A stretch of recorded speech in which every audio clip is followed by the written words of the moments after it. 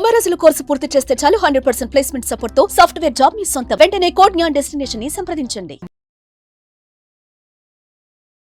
నమస్తే సార్ మురళీమోహన్ గారు. నమస్తే అండి. అటు రాజకీయ పరంగా చూసుకున్నా, సినిమా ఇండస్ట్రీ పరంగా చూసుకున్నా, బిజినెస్ పరంగా చూసుకున్నా మీరు లెజెండ్, నో డౌట్. సక్సెస్ కాలేనటువంటి ఒక ఫాదర్ని మీరు చూసి ఇవాళ అన్నిట్లోనూ సక్సెస్ అయినటువంటి సన్ మీరు. ఒక 100 రూపాయల జీతం, 15 పైసల వాటా, 150 రూపాయల జీతం, 50 పైసల వాటా. ఈ స్టోరీ ఎలా మొదలైంది సార్ అసలు? అంటే చిన్నప్పటి నుంచి కూడా నాకు ఒక బిజినెస్ మ్యాన్ అవ్వాలని కోరిక అండి. ఓకే. మా ఫాదర్కి నన్ను ఇంజనీరింగ్ చేయాలని చెప్పి ఇంజనీరింగ్ సీట్ కూడా రెడీ చేసి పెట్టాడు ఆయన. ఆలోచన అంతానేమో బిజినెస్ మీద ఉండేది. ఓకే. బాగా కష్టపడే చదివేవాడిని, కానీ ఎందుకో పరీక్ష దగ్గరకు వచ్చినప్పటికి బాగా తెలిసి కూడా మర్చిపోతూ ఉండేవాడు. దాని మూలంగా ఇంటర్మీడియట్ 2 సార్లు ఫెయిల్ అయ్యాను. ఫస్ట్ టైం ట్రై చేశాను, ఫెయిల్ అయ్యాను. సెకండ్ టైం ట్రై చేసి దానికి ఫెయిల్ అయ్యాక ఇది మనకు సరిగ్గా ఇది మనం బిజినెస్లో ఇళ్ళకి వెళ్ళిపోదాం అని అనుకున్నప్పుడు ఏమైందంటే, ఇంట్లో ఆడపిల్లలు ఇద్దరికి పెళ్ళిళ్ళు అయిపోయేటప్పటికి ఫాదర్ బిజినెస్లో కొంచెం నష్టం రాబట్టి కానీ ఏదైనా కానీ బిజినెస్ చేద్దామంటేనేమో డబ్బులు లేవు, ఉద్యోగం చేద్దామంటేనేమో డిగ్రీ లేదు. ఏం చేయాలని ఆలోచిస్తున్న టైంలో ఒక ఆఫర్ వచ్చింది అనమాట. అది మా చిన్నాన్నగారే అవుతారు ఆయన, మా నాన్నగారికి తోడలుడు ఆయన, మాణిక్యాలరావు గారు అని. ఆయనకి ఏలూరులో కిసాన్ ఇంజనీరింగ్ కంపెనీ అని చాలా పెద్ద బిజినెస్ ఉంది. ఆయిల్ ఇంజన్స్, మోటార్సు, ట్రాక్టర్సు అని చాలా పెద్ద బిజినెస్ అది. ఆయన బెజవాడలో బ్రాంచ్ పెట్టాలని అనుకొని అప్పుడు నన్ను అడిగారు పిలిచి, ఇట్లా బెజవాడలో బ్రాంచ్ పెడదాం అనుకుంటున్నాను, నువ్వు వర్కింగ్ పార్ట్నర్గా చేరతావా అన్నారు. చేరతానండి అన్న. నెలకు 100 రూపాయలు జీతం, 15 పైసలు లాభాల్లో వాటా అన్నారు.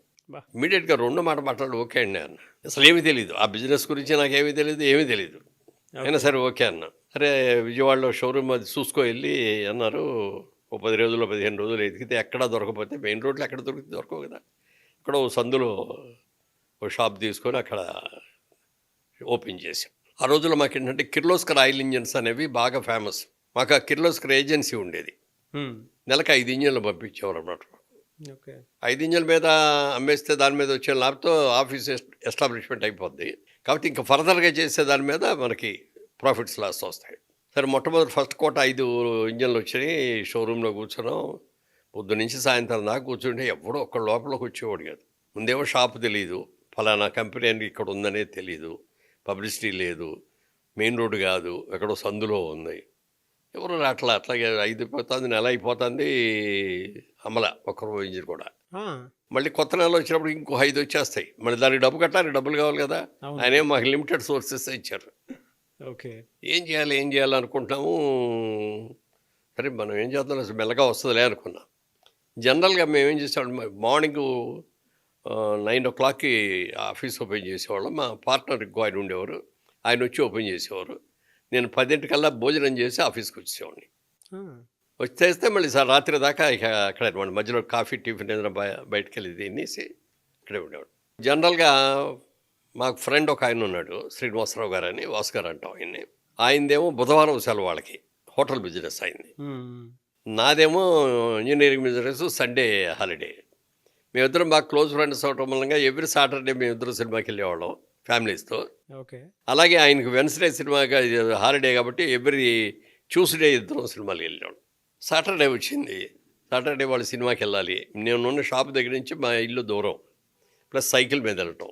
ఆ రోజు చూసారు 7:30 అయింది, ఇంకెవరు రావట్లేదు. 4 రోజులుగా ఎవడో రాలి, ఇంకెవడో వస్తాడులే, వాళ్ళు శనివారం కదా సినిమా చూడాలి, తొందరగా వెళ్ళిపోదాంలే అని అనుకుంటా ఉండగా మళ్ళీ ఎందుకో సబ్కాన్షియస్గా ఒప్పుకోలే.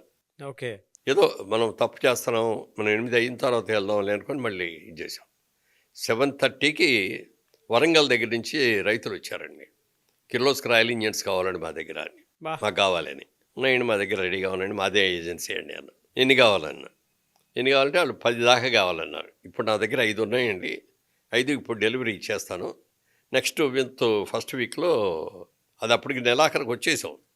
నెక్స్ట్ ఫస్ట్ వీక్లో మళ్ళీ ఇంకో 5 వస్తాయి కోట, అప్పుడు మీకు ఇస్తానండి. అంతే, అప్పటికప్పుడు హాఫ్ అన్ అవర్లో బిజినెస్ అయిపోయింది, అంతా అయిపోయింది. డబ్బులు ఇచ్చారు, బిల్లులు రాసాం, ఇచ్చేసాం. సరుకు ఇక్కడి నుంచి డిస్పాచ్ కూడా చేసాం. అప్పుడు మీరు బిజినెస్ చేసింది అంతా ఆ అమౌంటా? అప్పట్లో ఆయిల్ ఇంజన్స్ 2,000 ఉండేది ఒకటి. 5 అమ్మితే 10,000 అనమాట. ఓకే. ఇవాళ రోజు నథింగ్ 10,000 అంటే.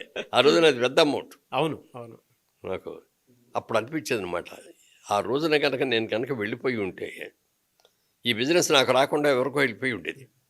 తర్వాత Opportunity miss కనెక్టివిటీ అవ్వలేదు. వచ్చేది కూడా కాదు. ఇప్పుడు ఆ నెల బిల్లు బిజినెస్ అవడం కాబట్టి నెక్స్ట్ మంత్ బిజినెస్ కూడా డిమాండ్ వచ్చేసింది. అప్పుడు డెసిషన్ తీసుకున్నమాట. ఎప్పుడైనా సరే వాన వచ్చినా వరద వచ్చినా సరే 9ంటికి షాప్ తీయాలంటే తీయాల్సిందే, 8 వరకు ఉంటామంటే ఉండాల్సిందే, పని ఉన్నా లేకపోయినా. ఎవరన్నా వచ్చే కస్టమర్స్ ఇంకా అయితే 10, 11 కూడా అయ్యేది ఒక రోజు నైట్. ఆ డెడికేషన్ అలా ఉండేది. డెడికేషన్ అలా పెట్టుకున్నాం. తర్వాత బిజినెస్లో అంటే customer is always right, customer is our godfather okay, ఆ policies. Customer is our pay master. ఎందుకంటే కస్టమర్ ఏదైనా చెప్తా అంటే అభిప్రాయం అది కాదండి ఇది కరెక్ట్ అండి నేను చెప్పకూడదు. అవునండి కరెక్టేనండి మీరు చెప్పింది, కానీ ఒక చిన్న సబ్మిషన్ అండి, అది అలా కాకండి ఇలా చేస్తే బాగుంటుందండి అని చెప్తే అటు కన్విన్స్ అయిపోతాడు. ఓకే, అలా కాకుండా మీకేం తెలుసు అండి అది కాదండి ఇది కరెక్ట్ నేను చెప్పేది అన్నాం అనుకోండి, సర్లే బాయ్ ఇట్లా అంటాను చాలామంది చూసాం అని వెళ్ళిపోతాడు. మనకి కస్టమర్ మూలంగానే కదా మనకి పేమెంట్స్ వచ్చేది, బిజినెస్ వచ్చేది. అందుకని he is our pay master. So మీరు ఆ రెస్పెక్ట్ క్రియేట్ చేశారు. అది క్లియర్ చేసుకో, అదే ఇది ముందే గుర్తించారు. ముందే గుర్తించాను. అది ముందే గుర్తించి అది సిస్టమ్గా పెట్టుకున్నాను. టైంకి రావటం, టైంకి ఓపెన్ చేయటం, టైంకి క్లోజ్ చేయటం ఒకటి. Customer is always right, customer is our pay master, customer is our God. ఈ కంపల్సరిగా ఫాలో అయ్యానండి. సో ఇప్పుడున్న జనరేషన్ వాళ్ళు మాత్రం ఖచ్చితంగా నేర్చుకోవాల్సినటువంటి విషయం సార్ అది. కస్టమర్స్ని ఎలా అనంటే డెఫినెట్గా వాళ్ళ పాయింట్ ఆఫ్ వ్యూ నుంచే ఆలోచించాలి అని నేర్చుకోవాల్సినటువంటి విషయం అయితే ఉంది ఈ రోజుకి కూడా. విజయవాడలో నేను బిజినెస్ చేసేటప్పుడు మా సరౌండింగ్ చుట్టూ షాపుల వాళ్ళందరూ కూడా వైశాస్ ఎక్కువ అండి. ఓకే, వైశాస్ బిజినెస్కి పెట్టింది పేరు. మనం బోళ్ళని నేర్చుకోవాలండి వాళ్ళ దగ్గర, వైశాస్ దగ్గర నుంచి. నేను నేర్చుకున్నాను చాలా. మీరే నేర్చుకున్నారు సార్? నేనే నేర్చుకున్నా. ఎందుకంటే బిజినెస్ అంటే ఇక వాళ్ళు ఇంకొకటి ఉండదు. రాత్రి 8, 9 బిజినెస్ ఉన్నా లేకపోతే అక్కడే కూర్చుంటారు. సండే హాలిడే అంటే మేము రాము అసలు ఆ దూరికి కూడా వెళ్ళాం. సండే మార్నింగ్ కూడా ఇంటి దగ్గర టిఫిన్ చేసి వచ్చి షాప్ దగ్గర అట్లా బయట మెట్ల మీద కూర్చుంటారు. ఎవరిలో వచ్చి కస్టమర్ వస్తే గవ్వ తాళం తీసేసి అమ్మేసి ఇంటికి వెళ్ళిపోతారు. బా, అది మేము చేయలేము అనుకోండి. అది మాకు మా ఇల్లు దూరం ఉన్నా సండే హాలిడే ఎవరు వస్తారులే. సో కీన్ అబ్జర్వేషన్ తోటి మీరు నేర్చుకున్నారు. అట్లాగే మా ఆఫీస్ పక్కన ఒక రామ్నాథ్ అండ్ కంపెనీ అని చెప్పి టమిలియన్స్ కంపెనీ అనమాట, డై కెమికల్స్ అయ్యి సేల్. వాళ్ళ మేనేజర్తో ఫ్రెండ్షిప్ చేసి కరస్పాండెన్స్ ఎలా రాయాలి, టైపింగ్ కూడా మా దగ్గర టైపిస్ట్ కూడా లేదు అప్పుడు. ఆయనే టైప్ చేసి ఇచ్చేవాడు, ఆయనే చేసేవాడు. తర్వాత అకౌంట్స్ ఎలా రాయాలి, ప్రాఫిట్ అండ్ లాస్ అకౌంట్ ఎలా తీసుకోవాలి, ఎవ్రీథింగ్ ఆయన దగ్గర నేర్చుకున్నానండి. బా, ఆ రోజుల్లోనే అంత క్యాలిక్యులేటివ్ బ్రెయిన్ మీది. అంత రోజు డే బుక్ నేనే రాసేవాడిని. డే బుక్లోంచి లెడ్జర్ అని మళ్ళీ దీంట్లో డైరీగా రాసిన దాన్ని మళ్ళీ లెడ్జర్లో ఏ అకౌంట్కి ఆ అకౌంట్కి డివైడ్ చేయాలన్నమాట.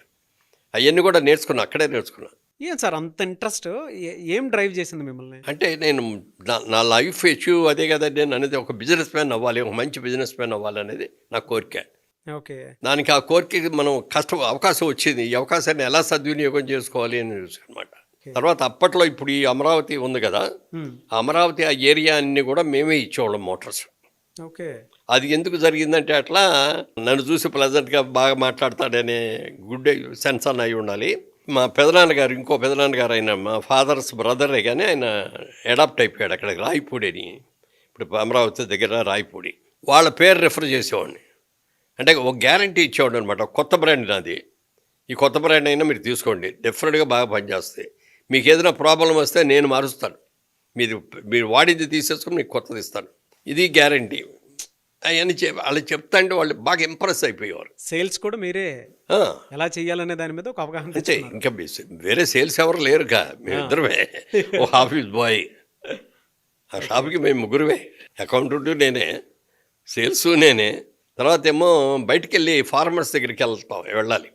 ఫార్మర్స్ దగ్గరికి వెళ్ళి ఇదిగోనండి మా ప్రాజెక్ట్ ఇది, మీరు తీసుకోండి బాగుంటుంది, బ్రహ్మాండంగా పనిచేస్తాయి అని అట్లా చేసుకోవాలి అని తిరగటం. కానీ తర్వాత ఏమో బ్యాంక్స్ నుంచి ల్యాండ్ మార్ట్గేజ్ బ్యాంక్స్ అని ఉండేవి. ఆ ల్యాండ్ మార్ట్గేజ్ బ్యాంక్స్లో ఏంటంటే ఈ రైతులకి అందరికీ కూడా లోన్స్ ఇచ్చేవారు ఈ కొనుక్కోవటానికి. సో అక్కడికి వెళ్ళి ఆ బ్యాంకుల దగ్గరికి వెళ్ళి ఆ రైతులు తెలుసుకొని ఆ బిజినెస్ మనకు వచ్చేటట్టు చూసుకొని అలా ఒక 2 yearsలో బ్రహ్మాండంగా చేసామండి. ప్రతి దాంట్లోనూ ఒక అవకాశాన్ని వెతుక్కుంటుంది ఉంటుంది ప్రతి దాంట్లో. ఇప్పుడు బిజినెస్లో కూడా మాకు 12 months కదా మనకి, 11 months అంతా ఒక మాదిరిగా బిజినెస్ ఉంటుందండి, మార్చి నెలలో ఒక మాదిరిగా ఉంటుంది. అంటే ఈ 11 monthsలో ఎంత బిజినెస్ చేస్తామో మార్చి నెలలో అంత బిజినెస్ చేస్తాం. అంటే అడ్వాన్స్గా బిల్లులు కూడా ఇచ్చేస్తాం, సప్లై ఏప్రిల్లోనూ మేలో కూడా చేస్తూ ఉంటాను. సుమన్ టీవీలో మీ పర్సనల్ అండ్ బిజినెస్ ప్రమోషన్స్ కోసం కింది నెంబర్కి కాంటాక్ట్ చేయండి.